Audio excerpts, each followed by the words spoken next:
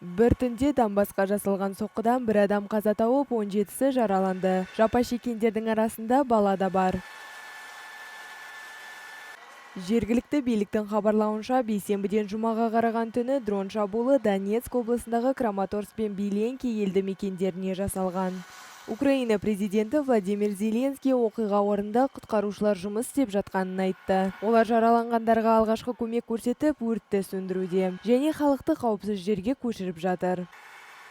Ел басшысы Ресейдің бұл түнгі соққысын қатаң айыптады. Оның сөзінше, шабуыл әдейі тұрғын үйлер мен бейбіт нысандарға бағытталған. Оған қоса түнде Сумы, Херсон, Одесса, Запорожье, Днепр, Николаев және Чернигов сияқты бірқатар облыстар оқ астында қалды.